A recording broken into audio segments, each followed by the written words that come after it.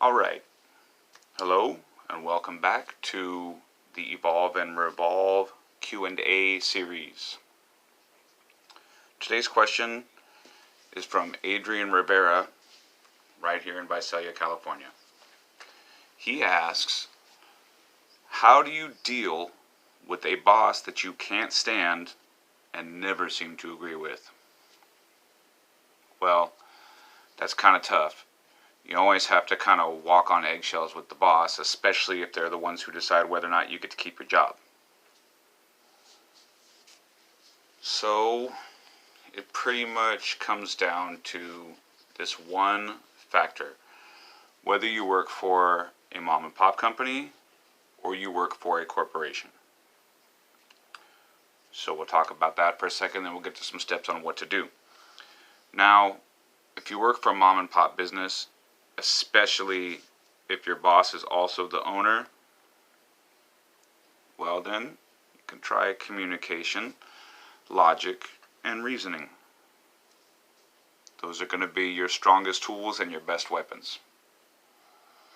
But if that doesn't work, the best suggestion I can give is to just go along with what the boss says while you're looking for a better job. So, how do you handle it if you work for a corporate employer? Well, corporations are a little bit different than mom and pop industries, especially given that they usually have what you call a chain of command.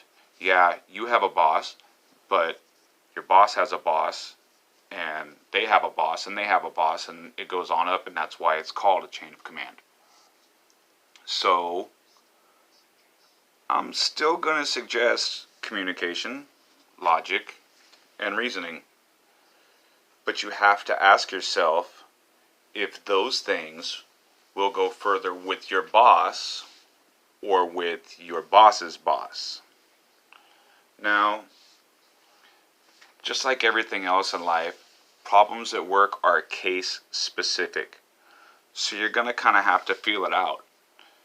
Is your boss going to meet your logic and reason with an equal amount of logic and reason? Or is he just going to say, okay, we'll take your concerns under consideration and we'll let you know if anything changes?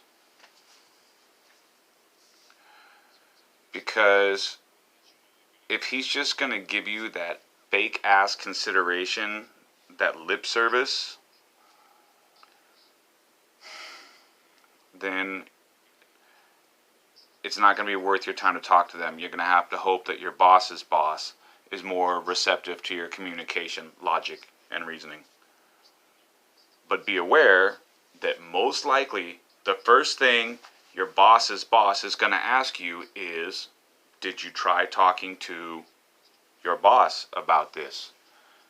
And if you don't have a good reason as to why you're talking to the person you're talking to about this instead of talking directly to your boss, then that's probably where that person is going to start tuning you out.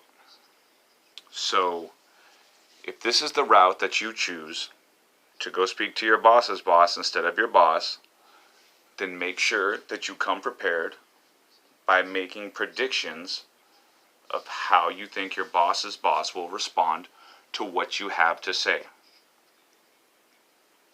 That form of preparation pretty much ensures that you'll have an effective conversation with your boss's boss, which might actually spark some of the changes that you're trying to get to take place. Now, in a corporate-run business, there's usually an extensive list of higher-ups, and you can try talking to them, but you don't want to go too far up the chain of command, and here's why. One, the higher up you go, the less likely they are to know who you are, who your boss is, or why your complaints are valid.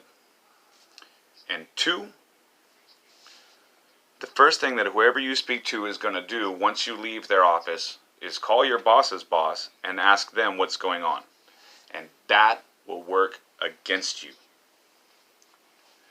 It works against you because by going so far up the chain, you made it seem like your immediate supervisors are incapable of addressing your complaints and concerns.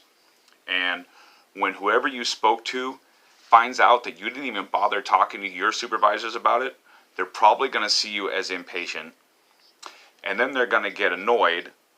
And then they're going to assign your immediate supervisors to resolve this problem anyways. And then your immediate supervisors won't want to help you because you just made them look bad in front of somebody higher up than them by not giving them the credit that they could resolve this issue in the first place. Which leads to my next point.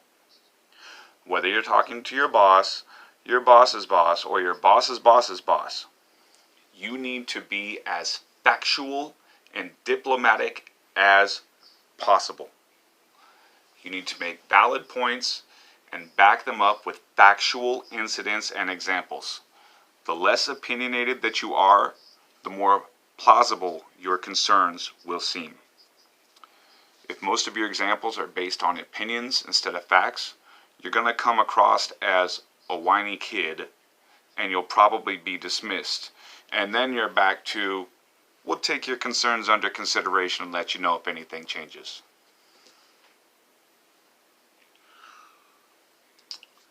Okay, and before I forget, I want to point out that if you have a lot of points that you want to make, write them down.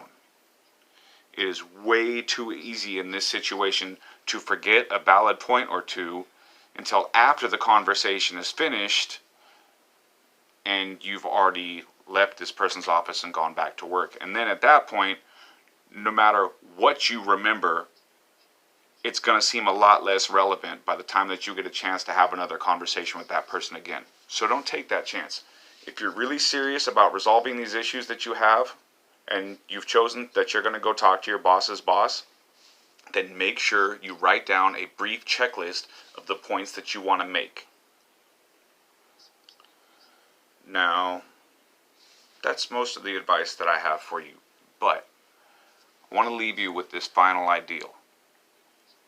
Whether you make progress in this situation or not, and whether it's with your boss, your boss's boss, or your boss's boss's boss, you are working for a corporation. So most changes are going to have to be handled as diplomatically as possible.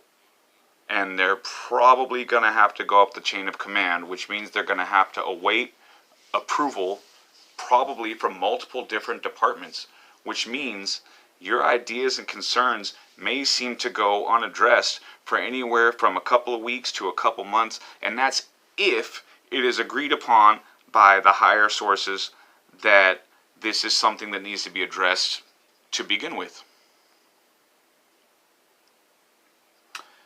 And that leads me back to a point I made at the beginning of this video. Feel free to look for a better job in your spare time. If you're unhappy with your situation, change it. You may find something better, you may not. And that's okay, because you're just looking. Looking at other openings will get your wheels turning. It'll get you some ideas. There are a ton of opportunities out there, but you won't find them if you're not looking.